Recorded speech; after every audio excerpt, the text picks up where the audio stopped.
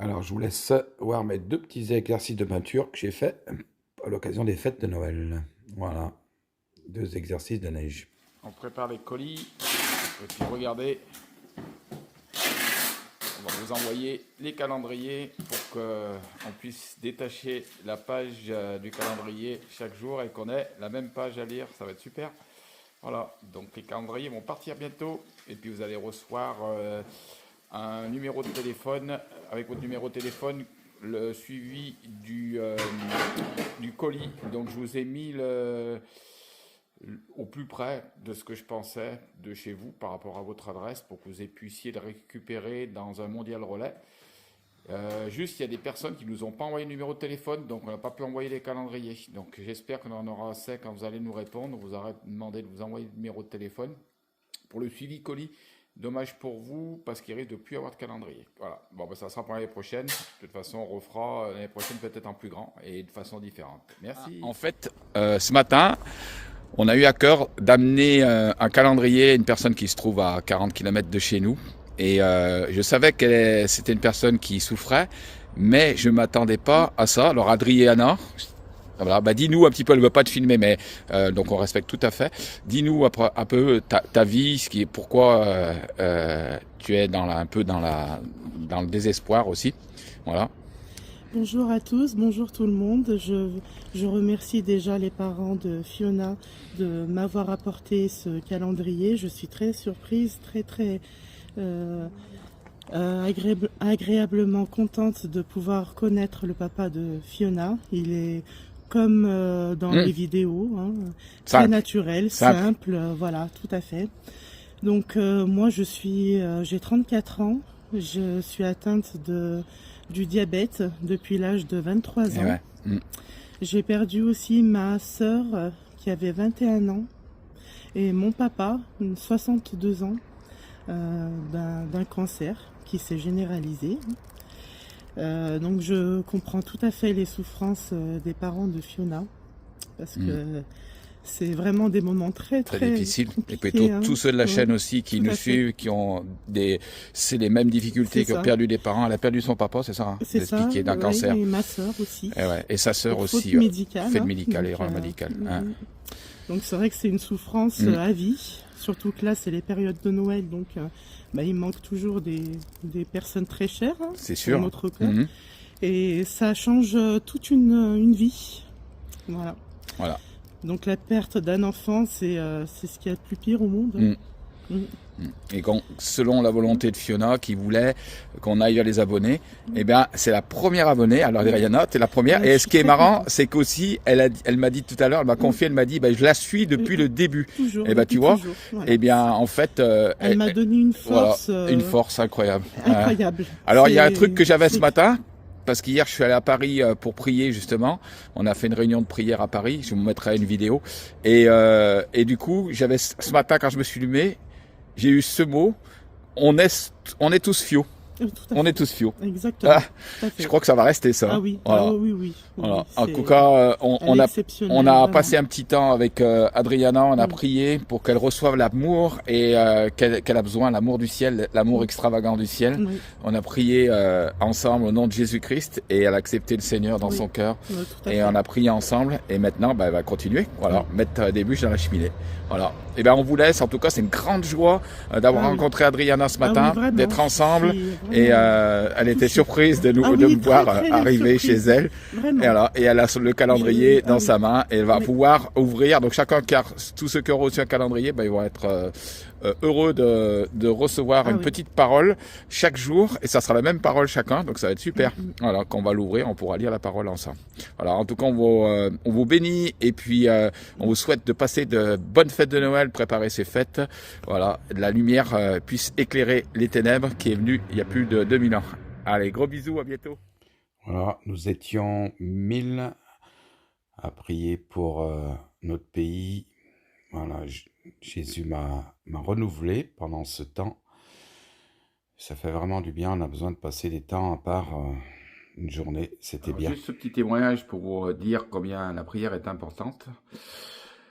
En fait, quand je suis remonté dans le TGV pour rentrer sur Saint-Étienne, il y avait une place libre à côté de moi. Je m'assois et en fait, je reçois à l'intérieur de moi une petite voix qui me dit, c'est pas le hasard que tu es là. Bon, je dis, on verra. Et j'entends ce mot et puis j'ai dit, mais je pense que ce mot, il est pour la personne qui va être à côté de moi. Et donc, il y a une fille qui arrive, et puis elle était devant normalement. Et les places étaient prises, que la personne s'était trompée, elle lui dit, est-ce que vous pouvez vous mettre derrière? Alors la personne dit, bah oui, il n'y a pas de problème, et elle se met à côté de moi. Mais bon, elle arrive, je laisse s'asseoir, puis je lui dis, ben c'est pas le hasard que vous soyez ici. Elle me dit, mais pourquoi vous me dites ça? Et je lui dis, bah parce que le hasard, en fait, c'est le nom derrière lequel Dieu se cache. Et je lui porte mon témoignage, comment j'avais rencontré Jésus-Christ. Et je voyais que c'était bizarre parce qu'elle a l'impression de connaître un peu. Elle me dit effectivement, j'habitais Saint-Étienne et oui, je connais. J'allais à l'église quand j'étais petite et puis on se met à discuter et donc elle était comment dire surprise vraiment que quelqu'un lui parle de Dieu comme ça dans le train. Et c'est vraiment, pour elle, c'était vraiment un signe de Dieu, comme quoi il fallait qu'elle se rapproche du Seigneur, qu'elle s'est éloignée de Dieu. Et donc, en fait, cette fille, c'était sa maman qui priait pour elle. Et sa maman, je la connaissais puisqu'elle était de Saint-Étienne. Et donc, elle habite plus dans la région actuellement. Elle m'a envoyé un message le lendemain, dimanche. Elle m'a dit, mais c'est vraiment une réponse à ma prière. Je prie pour ma fille depuis pas mal de temps. Et là, elle va rejoindre une église, elle va se rapprocher de la communion fraternelle, parce que l'église, c'est pas forcément un bâtiment, hein, c'est nous. Voilà, donc se rapprocher d'autres chrétiens pour pouvoir prier ensemble et pour pouvoir vivre sa foi et qu'on puisse prier aussi pour elle, pour qu'elle puisse avancer dans la foi selon ce que Dieu lui aura donné de faire. Voilà, donc voilà à quoi sert la prière. La prière est puissante, même si on voit pas tout de suite les effets. Donc c'est un encouragement pour ceux qui ont quelqu'un de malade ou qui prient pour un sujet particulier, que ce soit pour la conversion d'un proche ou que ce soit pour justement la guérison ou justement aussi pour d'autres sujets du travail. Enfin, Dieu est le Dieu qui prend soin de nous et qui s'intéresse à nous. Bonjour à toutes et à tous. Aujourd'hui, on est content et heureux d'accueillir Béline, c'est une amie de Fiona. Donc son papa, je suis un ami de son papa et c'est grâce à son papa qu'on a connu Méline et elle va nous expliquer un peu l'amitié avec Fiona. Et puis elle aussi a eu une grave maladie, un cancer, et elle va nous expliquer un petit peu comment cette maladie est venue et comment elle a été guérie.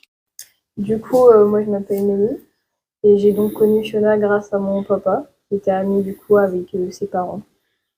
Alors du coup, à l'âge de mes 13 ans, j'ai eu un cancer à la hanche gauche. Un sarcome d'Ewing pour ceux qui connaissent. C'est un cancer des os pour les ados. Je l'ai eu suite à un cross du collège en fait. Ça a été mon élément déclencheur parce que j'ai ressenti une forte douleur dans la hanche. Je suis allée voir des médecins du coup. Au début, ils se sont posés énormément de questions. Ils se demandaient, ils se disaient peut-être que c'était une déchirure musculaire. Donc on m'avait fait une échographie, mais elle a rien donné du tout. Et après, j'ai enchaîné avec radio, IRM, biopsie, PET scan, et qui ont du coup révélé que j'avais un cancer. Il faut savoir aussi qu'au tout début, lors de ma toute première chimio, il y a le chirurgien qui est rentré dans ma chambre, je le connaissais pas du tout. Il avait vu en fait ma première IRM, et il avait très clairement dit à mon papa, il a dit mais en fait votre fille, si elle n'est pas opérable en fait. Et sans opération, il n'y a aucune chance de survie. Donc, la seule solution au jour d'aujourd'hui, c'est l'opération, mais il faudrait que la tumeur, en fait, diminue. Mmh. Et du coup, on a commencé les séances de chimiothérapie. J'en ai fait 15. Et moi, mes séances de chimiothérapie, je les alternais, en fait. Je faisais 3 jours de chimiothérapie ou une semaine. Donc, j'étais hospitalisée à ce moment-là. Et c'était très très compliqué les effets secondaires. J'avais eu notamment une mucite pour ceux qui connaissent. C'est une réaction allergique à la chimio. Où en fait, ça vous brûle tout l'intérieur de la gorge. Vous avez des aftes, vous pouvez pas ni avaler, ni même parler. C'est trop douloureux. Et j'ai perdu aussi plus de 18 kilos. Donc on m'avait mis une sonde nasogastrique pour pouvoir manger parce que je mangeais rien du tout. Je faisais que vomir. Je dormais tout le temps. J'étais vraiment, on va dire, limite à mort vivant à ce moment-là. Quand j'étais sous chimiothérapie, c'était une horreur. Et quand du coup j'ai eu fini mes 15 chimios, on a vu que la tumeur avait bien diminué. Et à ce moment-là, on m'a dit, bah, tu es opérable, on va tenter l'opération. Et du coup, on m'a fait une ablation de la hanche. On m'a enlevé toute la hanche, on m'a même enlevé la tête fémorale. Mais le souci, c'est que c'est pas reconstruit. Enfin, on peut pas reconstruire. Il y a rien qui fait que rien n'est possible au jour d'aujourd'hui pour pouvoir reconstruire la hanche. Donc, je suis obligée de me déplacer en béquille. Et sous une de mes chaussures, du coup, j'ai une compensation parce que, bah, pour combler le manque d'os qu'il y a en fait. D'accord. Et donc après l'opération alors? Et ben après l'opération, j'ai réenchaîné avec 5 chimios, les mêmes. Ouais. Et j'ai fait 28 séances de radiothérapie. Et donc depuis qu'il y a eu ces interventions là, donc ça fait combien de temps? Et ben je me suis fait opérer en 2020. Ouais, donc ça fait presque 3 ans quoi. Ça fait presque 3 ans. 3 ans qu'il y a une rémission du cancer. Ouais, même un peu moins parce que du coup il y a eu les chimios derrière, donc ça a duré quand même pas mal de temps. Parce que oui, derrière il y a eu encore des soins. Ouais, comme en fait j'avais vraiment du mal à m'en remettre. Je devais faire normalement mes chimios toutes les 2 semaines, mais je les faisais tous les mois. Une fois par mois, je faisais une chimio tellement. Donc c'était compliqué. Donc on peut dire que ouais, ça fait 1 an et demi à peu près que je suis en rémission. 1 an et demi de rémission, où du coup j'ai des contrôles tous les 6 mois maintenant. Ouais, tu te fais contrôler, c'est normal. Il te faut un PET scan? Alors non, moi j'ai IRM avec produit, puis prise de sang pour le type de cancer et aussi j'ai des radios. Voilà, par rapport parce que comme c'est un cancer de l'os, en fait, on voit beaucoup aussi à travers les os comment ça se développe. Oui. D'accord. Et donc en fait, à travers ta maladie, eh bien, tu as connu Fiona aussi qui était malade avec. Ça va bien, sauf que bon, tu portes des béquilles et tu as une semaine de compensation pour tes chaussures. Mais sinon, écoute, tu t'en es sorti, tu as été guéri et c'est déjà un grand bien d'échapper à la mort, quoi. Voilà. Exactement. Ouais. Et donc Fiona, tu l'as connue comment, toi? Du coup, je l'ai connue grâce à mon papa, comme je disais. Comme on était amis. C'est ça. C'est vrai qu'au début, j'étais plus proche de son frère. Ouais. Et après, ouais, j'avais connu Fiona parce qu'une fois, moi, c'est vrai que je venais beaucoup chez vous. À la maison. Ouais, à la maison, je venais beaucoup avant.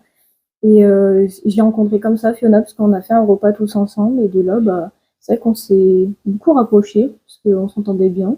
On avait un peu les mêmes passions, les mêmes maquillages, les bijoux, etc. Et voilà. C'est comme ça que vraiment, on a commencé à parler avec Fiona. Et c'était bien avant son premier cancer, d'ailleurs. C'était avant qu'elle soit malade. Bien sûr. Même son premier cancer. Alors, tu l'as connu avant le cancer du sein. Oui, je l'avais connu avant.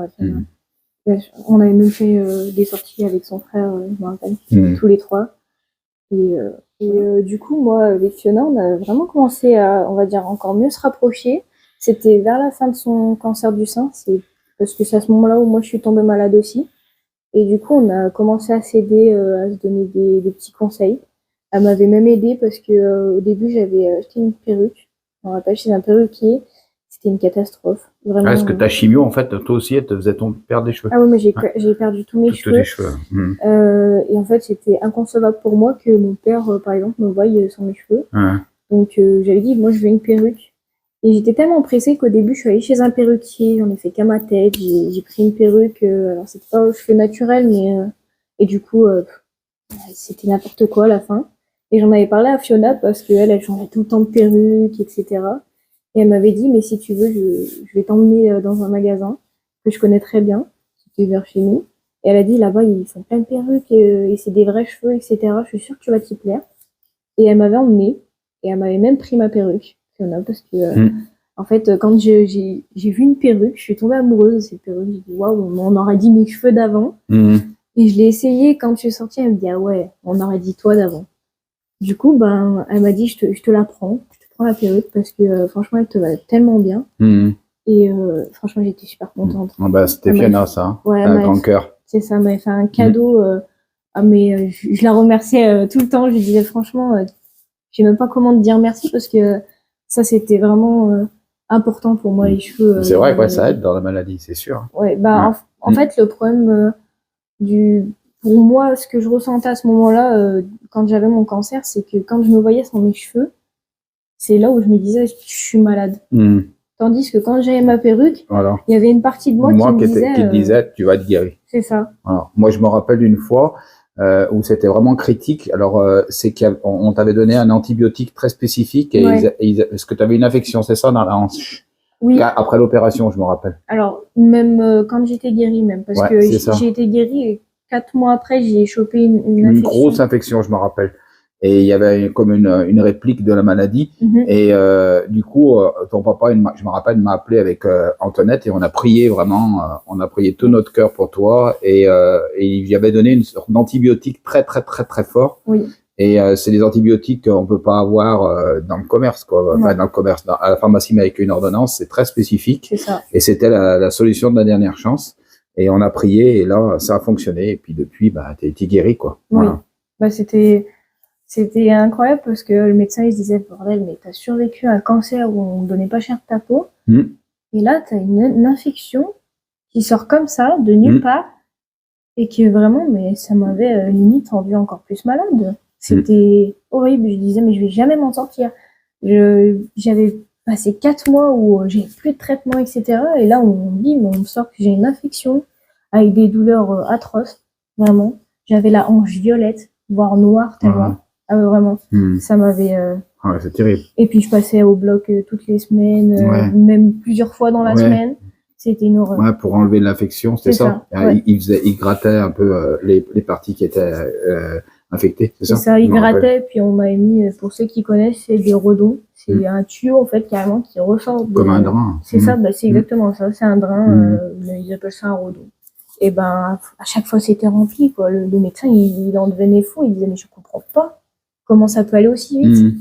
Donc, vraiment, j'avais du coup des antibiotiques et de gros effets secondaires qui ont vraiment pas été top. Hein, vraiment. C'est sûr que c'est pas simple. Voilà. Mais maintenant, eh ben, elle est en bonne santé et elle est à côté de nous pour vous témoigner de sa guérison. Exactement. Voilà. Même si Fiona a été guérie de son premier cancer et qu'elle est décédée du cancer du pancréas et des métastases au foie, mais il y a de l'espoir et le fait d'allier le spirituel avec le naturel, eh bien, ça nous donne une force. D'une fois où Fiona était venue me voir lors de son deuxième cancer parce que bah elle était pas bien, elle était vraiment pas bien. Et moi je lui ai dit est-ce que tu ressens la force déjà de pouvoir venir me voir, etc. pour qu'on discute. Et elle m'a dit ouais, franchement ça me ferait plaisir. Et je sais qu'on s'était mise dans sa voiture, on avait parlé pendant 2 heures ou 3 heures, je sais plus. Et à ce moment-là, Fiona, elle était un peu désespérée parce que les résultats, il y avait rien qui changeait. Elle me disait, j'ai un peu l'impression qu'on me prend pour une bête de laboratoire, etc. Cobaye. Et moi, je lui dis à Fiona, je lui dis, rappelle-toi d'une chose, Fiona, c'est moi. Rappelle-toi de moi, au début, on m'avait condamnée, on m'avait dit, t'as pas d'espoir. On m'avait pris pour un rat de laboratoire parce qu'on m'avait donné des traitements. Pour au final, je lui dis, regarde, Fiona, je me tiens devant toi, je lui dis, si jamais ça aurait réellement pas marché, je serais pas là en train de te parler. Je dis, même quand il n'y a plus d'espoir, il y a de l'espoir. Et j'ai dit, tu sais, dans la guérison, Fiona, il y a 95% où c'est toi qui vas y croire. C'est toi et toi seul. Et les 5 autres pourcents, ce sera la médecine. Je lui dis, le reste, c'est tout toi. Et je me rappelle que elle était repartie. Et je sais que dans la semaine, elle avait eu un examen. Et elle m'avait envoyé un message. Elle m'a dit, j'ai eu des nouvelles. Et c'était des nouvelles positives parce qu'il y avait eu un changement en sa faveur. Significatif. Et je lui dis, tu vois, Fiona, faut toujours y croire. Même quand il n'y a plus d'espoir, il y en a encore. Et ça, je sais pas, ça m'avait marqué. Et à chaque fois, Fiona, elle me disait, ma famille, elle me comprend, oui et non. Je lui dis, je me sens comprise et à la fois pas comprise. Ma meilleure amie, elle me comprend, mais c'est pareil, je me sens comprise, mais pas comprise parce que malheureusement, ils ont pas vécu ce genre de choses. Mais oui, bien sûr, quand tu le vis pas dans ton corps. C'est ça. Et elle me dit, toi, quand je te parle, je sais que j'ai pas besoin de dire que ça va juste pour rassurer, elle me disait. Avec moi, elle me disait tout ce qu'elle avait, si ça allait pas, etc. On prenait pas des pincettes avec Fiona. Moi, je prenais jamais des pincettes. Et on se disait pas, on se disait pas les choses qu'on voulait entendre pour aller, on va dire, mieux. On disait les choses qui étaient réelles avec Fiona. Et je pense que ça nous a beaucoup aidé parce que vraiment, on était comprises l'une par l'autre. Vraiment, elle m'a toujours compris et moi, elle m'a toujours dit que je la comprenais. Et ça, je pense que ça nous a aidés toutes les deux dans notre parcours vers la maladie, quoi. Vraiment. C'était un peu notre soutien moral à tous les deux. Je me rappelle d'une fois aussi où j'avais vu une story de Fiona où elle était vraiment pas bien. C'était les débuts où elle avait sa fièvre. Et je lui avais envoyé un message. C'est vrai que, en toute honnêteté, je lui envoyais pas des messages toutes les semaines parce que je sais qu'elle avait besoin de repos et c'est normal. Mais là, je ressentais le besoin de lui envoyer un message, chose que j'ai faite. Et on a commencé à parler par message et elle m'avait dit comme quoi, ses parents devaient venir la voir, mais elle savait pas quand. Et puis elle était vraiment pas bien, elle pleurait. Et je lui dis, mais Fiona, est-ce que tu veux qu'on s'appelle? Moi, j'avais rien à faire ce jour-là. Je dis, on peut rester au téléphone, on peut s'appeler, même si c'est pour rien dire, au moins t'as une compagnie à travers ton téléphone. Et on s'était appelé, du coup, on était resté, je crois, plus de 2 heures ou 3 heures au téléphone. Et on a parlé de tout et de rien, de la maladie et pas de la maladie. Et je sais que à la fin de notre appel, elle m'a dit, merci beaucoup parce que ça m'a fait du bien. Ça me fait du bien, me dit, de te parler et de savoir, encore une fois, d'être comprise, etc. Et je sais que moi, elle me faisait aussi beaucoup de bien au téléphone, Fiona. Elle était venue me voir plusieurs fois quand j'étais malade. Et à chaque fois, c'était vraiment un soutien inconditionnel, quoi. Vraiment, Fiona, elle a été incroyable avec moi, vraiment. C'est vrai que quand nous, on le vit en tant que parents, et quand tu as une maladie comme ça, c'est vrai que c'est pas du tout pareil, parce que tu le vis dans ton corps, et toi, comme tu l'as vécu, et ben toutes les deux, c'est vrai qu'il y avait une complicité, vous arriviez à comprendre vos problèmes, et donc c'était plus facile pour elle de pouvoir t'écouter et vice versa, quoi. Moi, je sais que personnellement, quand j'ai été malade, mon papa, il m'a beaucoup soutenu, hein. Mais par exemple, quand j'avais du mal à manger, il était toujours là à me dire, faut que tu manges, faut que tu reprennes des forces. Moi, je le savais, tout ça, c'est important. Mais quand vous êtes devant votre assiette et que vous avez qu'une envie, c'est d'aller aux toilettes pour vomir, parce que vous ne supportez pas l'odeur, parce que ce que vous avez en face de vous, vous avez plus de goût à cause de la chimio. C'est des effets secondaires. Ouais. Et quand j'en parlais avec Fiona, des fois, elle me disait, mais j'ai pas faim, etc. Et je disais pas, Fiona, faut que tu manges pour guérir. Je disais, Fiona, il faut que tu manges comme tu peux, ce que tu veux et quand tu veux, parce que c'est important. Mais il faut pas que tu te dises, c'est midi, il faut que je mange. Non, si tu veux pas manger tout de suite, peut-être dans 1 heure tu voudras manger quelque chose d'autre. C'était des trucs comme ça. On n'était pas là à se forcer, à se dire non mais Fiona mange. C'était toujours dans la bienveillance avec Fiona. Anecdote alors avec Fiona. On parlait beaucoup du regard des gens avec Fiona. Moi, je lui avais expliqué comme quoi c'était difficile parce que même avec la perruque, au début, j'avais pas de sourcils, j'arrivais pas à les dessiner. Et du coup, c'est vrai que Fiona m'avait donné des petits conseils, elle m'avait aidé, etc. pour ça. Et après, du coup, j'arrivais à les dessiner. Et je lui disais, mais c'est dérangeant le regard des gens parce que j'étais très très maigre. Et en plus, comme j'avais ma sonde, j'avais le tuyau en fait qui passait comme ça. Oui. Et heureusement, comme c'était en période de Covid, avec le masque, ça me sauvait un petit peu. Mais les gens, ils avaient quand même ce regard qui fait que c'est très dur. Et j'en parlais avec Fiona. Elle me disait qu'elle aussi, pour son premier cancer, c'était très compliqué. C'est pour ça qu'elle avait extrêmement du mal à s'assumer sans perruque. Et qu'elle en mettait tout le temps, du coup, des perruques Fiona pour son premier cancer. Et comme moi, mon papa, il m'a jamais vu sans ma perruque ou sans quoi que ce soit sur ma tête, hein. J'avais soit ma perruque, soit les espèces de turbans, les choses comme ça. Et quand elle a eu son deuxième cancer, elle m'a dit, mais en fait, je m'en fous, je suis malade, j'assume. Et j'avais adoré sa vision de voir les choses, vraiment, parce que quand on en avait discuté, elle avait dit, je suis malade, je perds mes cheveux, je vais les laisser tomber, j'ai pas envie de les raser, ils feront comme ils veulent. C'est vraiment, elle avait pas la même vision de voir les choses, et je trouvais qu'elle était quand même beaucoup plus optimiste. Et ça faisait plaisir à voir quand même, parce qu'elle avait toujours la joie de vivre, Fiona. Moi, j'ai toujours, Fiona, elle avait tout le temps la joie de vivre, tout le temps. Et ça, je trouvais ça beau, parce que quand on est malade avec ce genre de situation, c'est très compliqué d'être dans le positif. Vraiment. Moi, j'ai été rarement comme elle, voire même pas du tout, je dirais. C'est vrai, moi, je me rappelle quand je l'amenais à l'hôpital et qu'elle était dans un fauteuil roulant, et que parce qu'elle pouvait pas marcher, donc on prenait un fauteuil roulant en bas à la réception de l'hôpital. Ouais. Et après, on montait. Et quand les gens la regardaient, c'est horrible, quoi, parce que il y avait un miroir, je me rappelle, dans l'ascenseur. Elle m'a dit, papa, tu me tournes dos au miroir. Je veux pas me voir. Et les gens la regardaient. C'est terrible parce que les gens regardent et tournent le visage tout de suite. Ils osent plus regarder. C'est ça. Et ça fait vraiment du mal à Fiona et ça fait du mal aussi à nous, quoi. Ça nous faisait du mal. Voir notre fille comme ça. Peut-être à nous dire. Ouais. Il y a une fois, où pareil, quand Fiona a eu son deuxième cancer, mais c'était au tout début, hein, parce que ça allait encore à ce moment-là. Et elle était venue me voir chez ma grand-mère du côté maternel. Et ma grand-mère la connaissait pas du tout. Et je lui avais parlé un peu d'elle et elle m'a dit bah, avec plaisir si elle veut venir parler, etc. Et elle était restée toute l'après-midi. Et on a parlé de tout et de rien, de la maladie et d'autres choses vraiment. Et ma grand-mère, enfin, je veux dire, quand Fiona est partie, ma grand-mère, elle m'a dit waouh, cette fille, elle est courageuse. Elle a eu une joie, mais un truc de fou. Elle m'a dit, moi, elle a dit, je comprends pas que ce genre de personne aussi rayonnante, gentille, puisse être malade. Ouais. Elle dit, franchement, voilà. Et franchement, ma grand-mère, elle était super contente de l'avoir connue. Elle a dit, moi, elle m'a donné du baume au cœur. Elle m'a dit, je garderai une image d'elle, mais incroyable. Ouais. Et quand, bah, malheureusement, j'ai appris son décès parce que, ben, voilà, quoi, elle avait connu ma grand-mère. Elle a été dévastée. Elle a dit, mais c'est pas possible. Pas elle. Avec le courage qu'elle avait, la force qu'elle avait. Elle a dit, le monde est mal fait. Ah, ce monde ici, c'est sûr qu'il n'est pas juste. Non, il n'est pas juste. Mais après, il y aura une justice de l'autre côté. Bien sûr. Voilà, parce que bien sûr, comme je l'ai expliqué dans d'autres vidéos, ben, la mort n'existe pas et on passera de cet état avec notre corps à un autre corps qui est spirituel et glorieux. Voilà, pour tous ceux qui croient qui sont croyants, croient dans le Seigneur Jésus-Christ, puisqu'il est venu pour nous sauver. Eh bien, Méline, ben, elle est croyante aussi.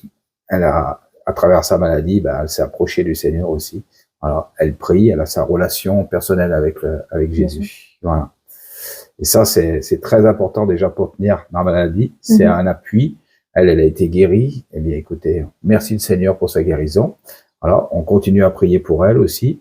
Et puis, le fait d'avoir cette espérance que même si on doit décéder, eh bien, on sait que nos yeux verront le Seigneur. Voilà. Et que ça, c'est extraordinaire de pouvoir vivre l'éternité dans la paix, l'amour, la joie, sans plus les soucis de cette terre et les maladies et les problèmes de cette terre. Si je peux dire un petit truc, c'est que je trouve ça vraiment bien de pouvoir poursuivre la chaîne de Fiona. C'est elle qui l'a construit, elle avait ses opinions et puis elle avait sa volonté de vouloir aider les autres. Donc ici, à travers cette vidéo, j'espère pouvoir vous avoir aidé. Et puis j'espère que par l'avenir, ceci continuera, quoi. Voilà, ben c'est surtout que Méline, elle a une preuve de la persévérance comme Fiona. Donc persévérer, ça veut dire percer et vous verrez. Donc il faut d'abord percer pour voir. Donc persévérer, on vous conseille vraiment de persévérer sur cette chaîne. Ne lâchez rien. De toute façon, vous êtes victorieuse, que ce soit pour la guérison et que ce soit contre cette maladie et contre la mort, vous êtes victorieux. Et parce que si vous êtes croyant, vous croyez au Seigneur Jésus, vous serez sauvés. Voilà. Croyez en vous. Voilà. C'est important. C'est très important. Ça va vous aider et ça va vous permettre d'avoir de la résilience et de pouvoir continuer le combat contre la maladie. Alors, on est tous fiaux et je vous dis ciao, ciao, ciao, ciao.